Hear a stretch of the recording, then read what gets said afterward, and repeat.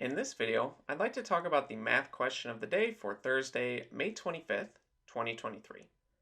And with this problem, we have a function, this quadratic function here, and we're asked, what is the average rate of change of the function f over the interval -1 to 1? And the concept of average rate of change is typically taught, or at least introduced, in an Algebra 2 class. So at this point, go ahead and pause the video, see if you can work through this on your own. And when you're ready, unpause the video and we can go through this together. Now, assuming that you have attempted the problem, let's start working through this. And before we look at our specific example here, let's consider a more general problem and just think about what average rate of change is actually asking. So let's say we have some other quadratic function, which I can draw in very roughly here. Now, average rate of change is essentially an approximation of how this function is changing as x increases. And of course, this is our x-axis and this is our y-axis. So the question is, how does this function change as the x value changes? And with algebra, we can get an approximation. We can find an average for how the function is changing. But if we want to have an exact idea of how this function is changing, for that, we will need the tools of calculus. So in algebra, what we do is look at 2 points that are close to each other, though they don't have to be close to each other. It's just the closer they are, the better the approximation. And let's say we have some function here, g of x, and let's say this has an x value of x1 and this is an x value of x2. And let's say this y value is just g of x1 and this y value here is g of x2.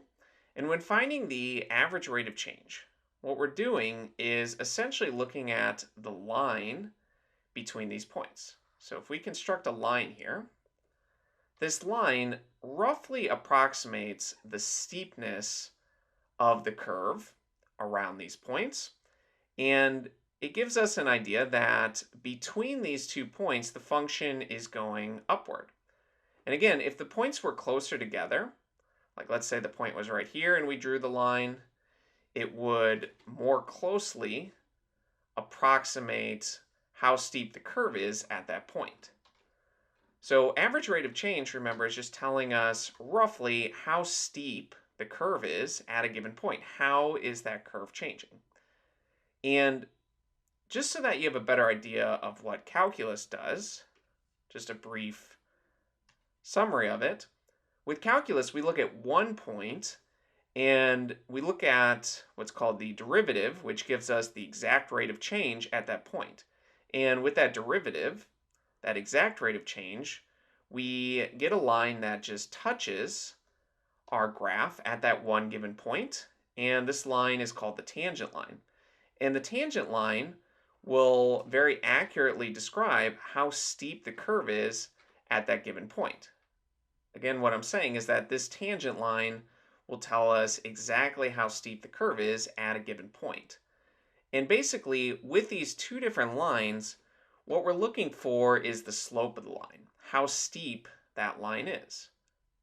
So this green line here, when dealing with algebra and finding the average rate of change, this is actually called a secant line. It goes through 2 points.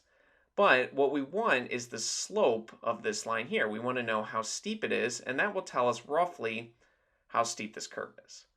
So we are looking for the slope, which we can call m. This line, we usually use the letter m for slope. And remember, slope is defined as the rise over the run or the change in the y values, or in this case, the function values, divided by the change in the x values. You could call this change in y if you'd prefer. So let's actually plug in our values here for the change in the function values and the change in the x values. And with that, we can get a formula for the slope, or this average rate of change here. This is what we're finding. So the change in the x values, we go from x1 to x2.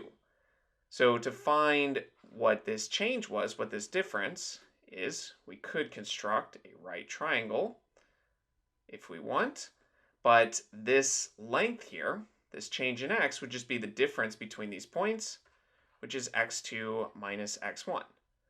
And for the y values, notice that the highest value is g of x2, the lowest value is g of x1. So to find this length, this change in the function values, we'll just find their difference.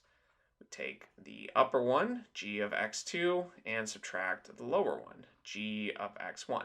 And this right here is our formula for the average rate of change for some function g of x. But we will now apply this to our function f of x. And we have our two specific values. We're told that x1 is at -1. That's our lower bound on the interval. And the upper bound, which we can call x2, is at 1. So we need to find the change in the function values and the change in the x values. But let's start with the function values. And to find the change in the function values, we need to know what the function is at each of these points. So let's evaluate f at -1 and also at 1. We plug -1 in, we get 1, since -1 squared is 1. Then we subtract -1, which is the same as adding 1, and then we subtract 1 at the end. So we have 2 minus 1, which is 1. And we will also evaluate the function at the upper bound, which is 1. So we do 1 squared, which is 1, then we subtract 1 from that, and we subtract 1 at the end. So we have 1 minus 2, which is -1. So let's write in what we have now.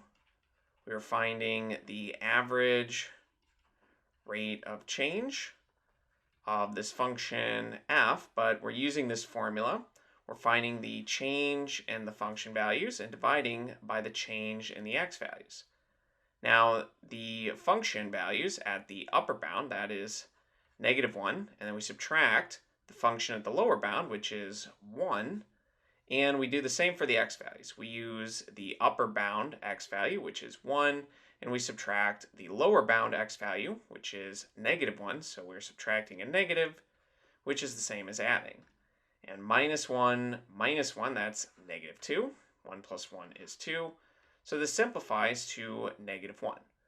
So basically, the way to interpret this is that on average, between these points, the function is decreasing.